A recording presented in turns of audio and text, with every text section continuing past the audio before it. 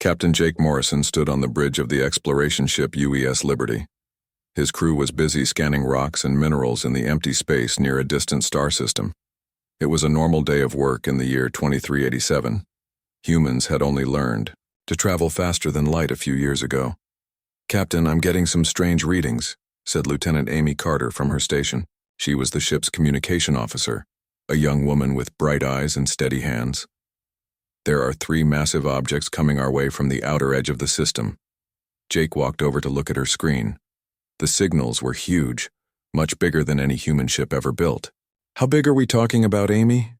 "Each one is about 10 times the size of our ship, sir, and they're moving fast." Within minutes, 3 enormous alien ships appeared on their main screen.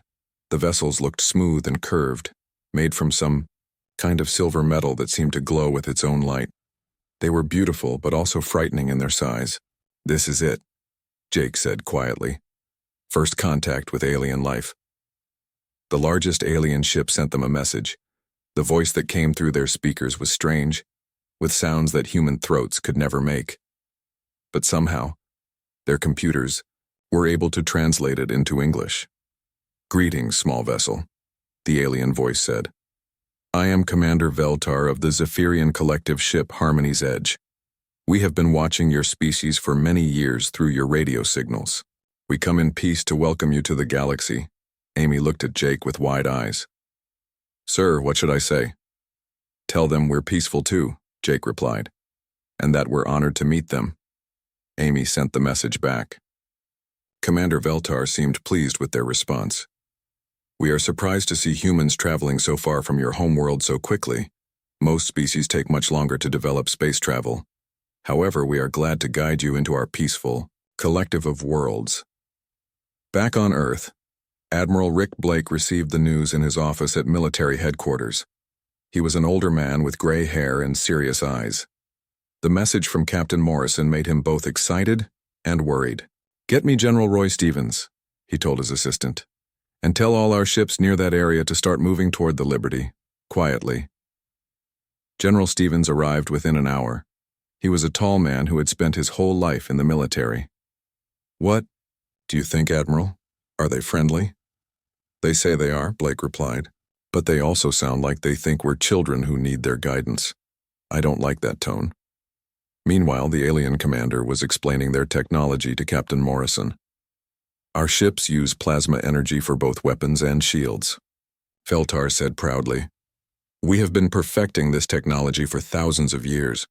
No weapon in the galaxy can break through our energy barriers." Lieutenant Amy Carter was taking notes on everything the aliens said. She was smart and understood that this information might be very important later. "We would like to invite your leaders to visit our ship," Commander Veltar continued. "We can discuss how your species will fit into our collective. There are rules that all space-traveling species must follow for the good of everyone." Jake didn't like the way that sounded. It felt like the aliens were trying to tell humans what to do before they even got to know them. "We'll need to discuss this with our government first," he said carefully. "Of course," Veltar replied. "But understand that joining our collective is not really a choice. All species must follow galactic law once they leave their homeworlds. We have ships and weapons that your people cannot imagine. It is better to join us willingly than to resist." The alien commander's words sent a chill through the human crew. This was starting to sound less like a friendly welcome and more like a threat. On Earth, Admiral Blake was meeting with his top military leaders. "They want us to submit to their authority," he explained. "They think their technology makes them our masters." "What about our Railgun project?" asked General Stevens. "The new ships have those magnetic weapons that shoot metal projectiles at incredible speeds." Blake nodded. "That's exactly what I'm thinking about. Send the UES Vengeance and her escort ships to the area. Captain Ryan Clark is in command. Tell him to stay hidden but be ready for anything." Engineer Patricia Long was also in the meeting. She had designed the railgun systems that were humanity's newest weapons. "Admiral, their energy shields might not work against our railguns. Energy weapons and kinetic weapons are completely different things." "Explain that to me in simple terms," Blake said. "Think of it like this," Patricia replied. Their shields are like mirrors that reflect light. They work great against laser beams and plasma bolts, but our railguns shoot solid metal slugs. It's like throwing a rock at a mirror. The mirror might stop light, but the rock will smash right through it. Back in space, Captain Morrison was trying to stay diplomatic while learning as much as possible about the alien ships. The Zephyrians seemed very confident in their superiority. They showed him pictures of their weapons destroying asteroids with bright beams of energy. As you can see, Commander Veltar said, we have the power to protect, or destroy as needed. We hope your species will choose to be protected. Jake smiled politely, but inside he was angry. These aliens were basically threatening humanity on their first meeting. He sent a coded message back to Earth with all the information his crew had gathered. The aliens gave humans 72 hours to send their leaders for the surrender ceremony. They called it a welcome celebration, but everyone knew what it really meant. As the alien ships waited in space, human military vessels began moving into position throughout the solar system. The Zephyrians had no idea that humanity's newest weapons worked in a completely different way than anything they had ever faced. The stage was set for a confrontation that would shock the galaxy and change the way aliens looked at the human race forever. Dr. Lisa Hayes was nervous as she prepared to board the alien ship. She was Earth's best scientist who studied alien life, even though she had never actually met any aliens before today. Captain Morrison stood beside her in the shuttle bay of the Liberty. Remember, Lisa, Jake said quietly. Smile and be polite, but pay attention to everything. We need to learn as much as we can about their technology and their real intentions. I understand, Captain, Lisa replied. She was a smart woman in her 30s with short brown hair and curious eyes. I've studied their language patterns from the recordings. They seem to think they're much better than us. The shuttle ride to the alien mothership was short but amazing. The Zephyrian vessel was even more impressive up close. Its hull was smooth and seemed to be made from one solid piece of metal that glowed with soft blue light. Commander Veltar met them at the docking bay. He was tall and thin, with pale blue skin and large eyes that seemed to see everything. His clothes looked expensive, made from materials that shimmered like water. Welcome aboard the Harmony's Edge, Veltar said with what seemed like a smile. You are the first humans to see the inside of a Zephyrian ship. Consider it an honor. Lisa looked around in wonder. The walls seemed to be alive with moving patterns of light. Everything was curved and flowing with no sharp edges anywhere. It was beautiful, but also strange and unsettling. Your ship is incredible, she said honestly. We've never seen technology like this. Of course you haven't, Veltar replied. Your species is still very young. We have been traveling the stars for over 10,000 years. We have learned to work with energy itself, bending it to our will. He led them through corridors that seemed to stretch forever. Other aliens moved past them, all tall and graceful like their commander. They looked at the humans with curiosity, but also with the kind of look adults give to small children. Here is our defense center, Veltar said, stopping at a large room filled with glowing panels. These screens show our plasma shield generators. They create barriers of pure energy around our ships. No weapon in the galaxy can break through them.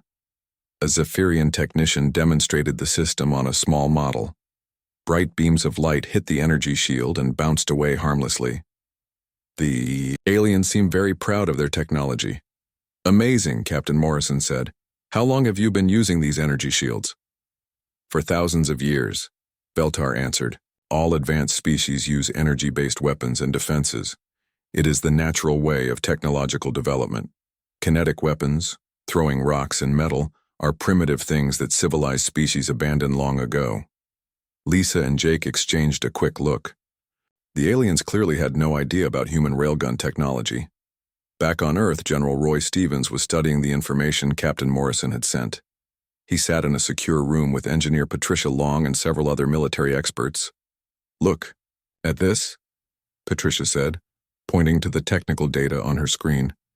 Their shields are specifically designed to absorb and redirect energy attacks. Lasers, plasma bolts, particle beams, anything that uses energy as its primary force. General Stevens leaned forward. But what about solid objects? What about our railguns? That's the interesting part, Patricia replied with a smile. Their shields work by creating electromagnetic fields that interact with energy weapons. But a solid tungsten slug moving at 12% of light speed? That's pure kinetic energy. Their shields wouldn't even recognize it as a threat. Meanwhile, Admiral Blake was coordinating the movement of human ships throughout the solar system. The UES Vengeance and her escort fleet were already in position, hidden behind a large asteroid field where alien sensors couldn't detect them. Captain Ryan Clark commanded the Vengeance from his bridge. He was an experienced officer in his 40s, known for being calm under pressure. His ship was humanity's newest and most powerful vessel, equipped with the latest railgun technology. "How are our weapons, Major Wright?" he asked his weapons officer. Major Helen Wright checked her instruments. She was a sharp woman who had trained on railgun systems since they were first developed. "All railgun batteries are charged and ready, sir. We have tungsten carbide projectiles loaded in all tubes." "Good. Stay alert. Something tells me we're going to need those guns soon." Back on the alien ship, Commander Veltar was showing his human guests the weapon systems. Massive energy cannons lined the sides of the vessel, each one capable of destroying a small moon. "These plasma cannons can fire beams of superheated gas at nearly light speed," he explained proudly. "They can cut through any material your species has ever created. Combined with our shields, we are essentially invincible in space combat." Dr. Hayes was taking mental notes of everything she saw. The aliens were clearly very advanced, but they seemed to have a blind spot when it came to different types of weapons. "Commander," she said carefully, "have you ever encountered species that use different types of weapons, not energy-based ones?" Veltar looked puzzled. "What do you mean? All intelligent species develop energy weapons. It is the most efficient way to project force across space. Why would anyone use primitive kinetic systems?" "Just curious about the diversity of the galaxy," Lisa replied with an innocent smile. The tour continued for several hours. The aliens showed them manufacturing facilities, living quarters, and even their recreational areas. Everything was designed around energy manipulation and control. As the day ended, Commander Veltar brought them to a conference room with a large window looking out at the stars. "Now we must discuss your species' future," he said, his tone becoming more serious. "The galaxy is a dangerous place for young species," he continued. "There are pirates, hostile aliens, and natural disasters that can destroy entire worlds. The Zephyrian Collective offers protection to all peaceful species, but this protection comes with responsibilities." Jake felt the conversation turning toward the real point of this meeting. "What kind of responsibilities?" "You must follow galactic law, as interpreted by the Collective Council. You must contribute resources to the common defense, and you must accept our guidance in all matters of interstellar policy." Veltar's eyes grew harder. "These are not requests, Captain Morrison. They are requirements for any species that wishes to survive in space." Dr. Hayes spoke up. "And if a species refuses these requirements, then they face the consequences alone," Veltar replied coldly. "The galaxy is not kind to those who reject civilization. Your ships are small, and your weapons are primitive. Without our protection, humanity would not last long among the stars." The threat was clear, even though it was wrapped in polite words. The aliens expected complete submission from humanity, and they were confident that their superior technology made resistance impossible. As the humans prepared to return to their ship, Commander Veltar gave them one final message. "You have 48 hours to contact your leaders and arrange for the formal submission ceremony. This is more time than we usually give to new species, but we are feeling generous." Captain Morrison and Dr. Hayes said their goodbyes politely, but inside they were both angry and worried. The aliens had made their intentions clear: submit or be destroyed. As their shuttle flew back to the Liberty, Lisa turned to Jake. "They have no idea what they're dealing with, do they?" Jake smiled grimly. "No, they don't, and that might be the only advantage we have." The 48-hour deadline was almost over. Commander Veltar stood on the bridge of his massive ship, watching the small human vessel floating nearby. He felt confident and slightly bored. This was always the same. Young species would resist at first, then accept reality when they saw the power of the collective. Any response from the humans? He asked his communications officer. Nothing yet, Commander, but their government ships are approaching the system. 3 vessels, much smaller than ours. Veltar smiled. They probably think those tiny ships will impress us. How amusing. On Earth, Admiral Blake was in the war room with his top officers. The decision had been made at the highest levels of government. Humanity would not bow down to alien threats no matter how advanced their technology seemed. Captain Clark, are you in position? Blake spoke into his communicator. Yes, sir, came the reply from the UES Vengeance. We're hidden behind the asteroid field, about 50,000 kilometers from the alien ships. All weapons are charged and ready. Remember, Ryan, Blake said seriously, this isn't just about winning a fight. This is about showing the entire galaxy that humans won't be pushed around. Every alien species out there will be watching what happens next. Captain Ryan. Clark understood the weight of the moment. He was about to fire the first shots in what could become humanity's war for independence among the stars. Understood, Admiral. We won't let you down. Back on the Liberty, Captain Morrison received the final orders from Earth. Dr. Lisa Hayes stood beside him, her face pale but determined. They want us to be the ones to deliver the message, Jake said. We tell the aliens that humanity rejects their ultimatum. That's basically declaring war, Lisa replied quietly. Yes, it is. But sometimes you have to fight for your freedom. Jake opened a communication channel to the alien flagship. Commander Veltar's face appeared on the screen, looking expectant. Well, Captain Morrison, have your leaders come to their senses? Jake took a deep breath. Commander Veltar, I have a message from the government of Earth. Humanity thanks you for your offer of protection, but we must respectfully decline. We prefer to make our own way among the stars. The alien's expression changed from confident to surprised, then to angry. You are making a terrible mistake, Captain. Your species is not ready for the dangers of space. Without our guidance and protection, you will not survive. We'll take that risk, Jake replied firmly. Veltar's eyes grew cold. Very well. Since you have chosen the path of resistance, we will demonstrate why most species choose to join us willingly. The communication ended. Within minutes, the alien ships began moving toward a human mining station on the edge of the system. The station was small and lightly defended, with only basic energy shields and no military weapons. Target their mining facility, Veltar ordered. Use minimum power. We want to show them our strength, not start a genocide. The lead alien ship fired a single plasma beam at the mining station. The bright blue energy bolt struck the station's shields and overwhelmed them instantly. The defensive barrier collapsed like a soap bubble, and the plasma beam cut through the station's hull like a hot knife through butter. The mining station exploded in a ball of fire and metal.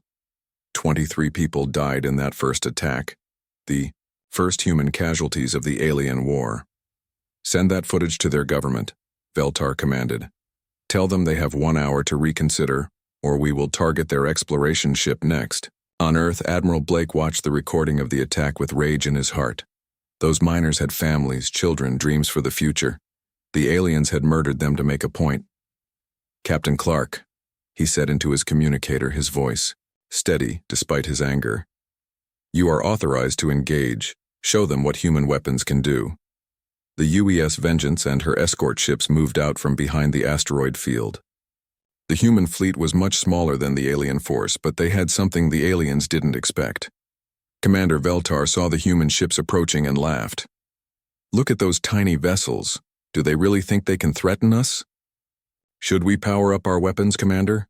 Asked his tactical officer. Not yet. Let them come closer. I want them to see our plasma cannons up close before we destroy them. It will be a good lesson for any other species thinking about resistance. Captain. Clark positioned his ships carefully. The Vengeance was in the center with 2 smaller escort vessels on either side. They were outnumbered 3-1, but Clark had studied the alien ship formations and found a weakness.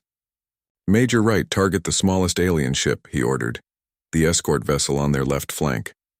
Major Helen Wright locked her targeting system onto the Zephyrian escort ship. It was still huge compared to human vessels, but it was the smallest of the 3 alien ships. "Target locked, sir. Railgun batteries are charged and ready."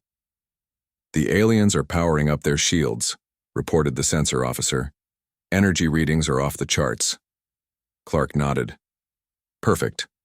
Let them think their shields will protect them. Major Wright, fire when ready." Helen's finger hovered over the firing button. She thought about the dead miners, about the alien threats, about humanity's future among the stars. Railgun 1. Firing now. The magnetic coils of the railgun accelerated a tungsten carbide projectile to 12% of light speed. The slug was only the size of a telephone pole, but it carried the kinetic energy of a small nuclear bomb. The projectile streaked through space, invisible to the naked eye, but clearly visible on the tactical sensors of both fleets. It took only seconds to cross the distance between the human and alien ships. Commander Veltar watched the approaching projectile with curiosity rather than concern.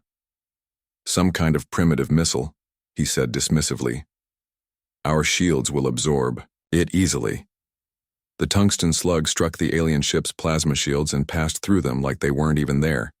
The energy barrier that could stop any known weapon in the galaxy had no effect whatsoever on solid matter moving at relativistic speeds. The projectile hit the alien hull with devastating force. The kinetic energy release was so powerful that it vaporized everything within a 100-meter radius of the impact point. The alien escort ship, which had seemed so mighty and invincible just moments before, simply ceased to exist. Where a massive warship had been floating in space, there was now only an expanding cloud of superheated gas and metal debris. The silence on both bridges was deafening. Commander Veltar stared at his tactical display in complete shock. His mouth hung open as his brain tried to process what had just happened. "Impossible," he whispered. "Our shields, they've never failed before." His tactical officer was frantically checking the sensor readings. "Commander, the projectile passed right through our energy barriers. Our shields didn't even register it as a threat." "How is that possible?" Veltar demanded. I don't know, sir. All our defensive systems are designed for energy-based attacks. This was something completely different." "On the Vengeance, Captain." Clark and his crew watched the alien debris field with grim satisfaction. The demonstration had worked perfectly. "Captain," Major Wright reported, "the remaining alien ships are trying to recalibrate their shields, but their energy-based systems can't adapt to kinetic threats." Clark nodded. "Send a message to the alien commander. Tell him that was just a warning shot. If he wants to see what our full firepower can do, he's welcome to continue this fight." The balance of power in space had just shifted dramatically, and everyone knew it. Commander Veltar stared at the empty space where his escort ship had been just moments ago. His hands were shaking as he tried to understand what had happened.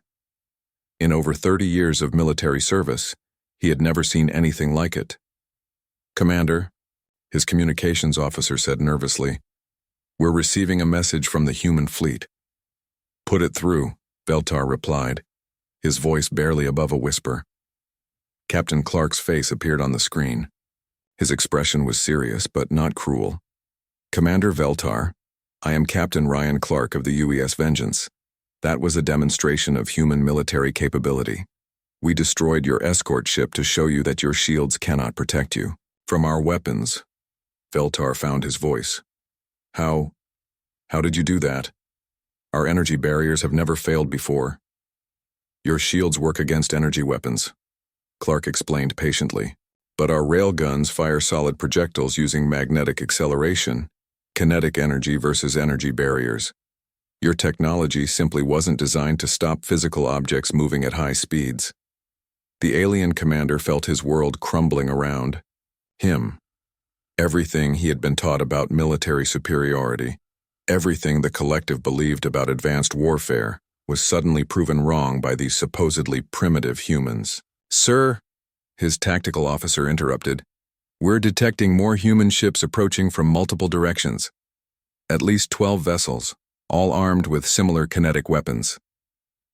Admiral Blake had ordered every available ship to converge on the alien fleet. The message was clear. Humanity was ready for war if necessary, but they were also showing restraint by not attacking immediately. Back on Earth, the government leaders were watching the situation develop with nervous excitement. President Nancy Wilson sat in the Situation Room with her top advisors, including Admiral Blake, who was participating by video link. "Admiral, what's the status?" she asked. "The aliens are in shock, Madam President," Blake replied.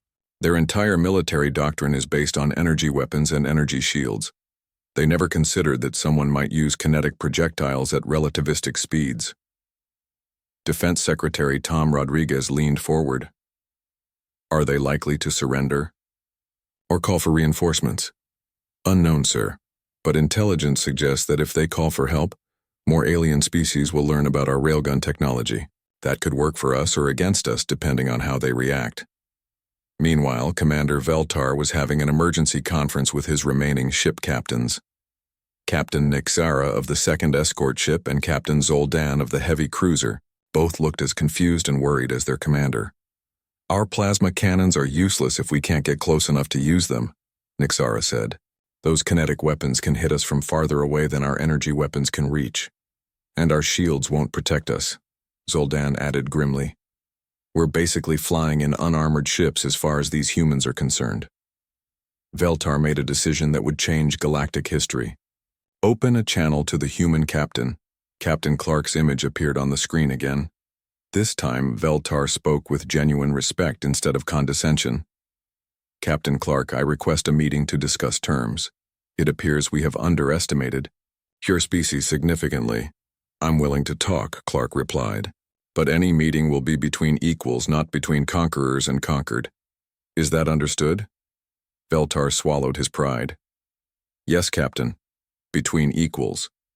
Dr. Lisa Hayes volunteered to participate in the negotiations as humanity's scientific representative. She joined Captain Morrison and Captain Clark aboard a neutral shuttle that met halfway between the two fleets.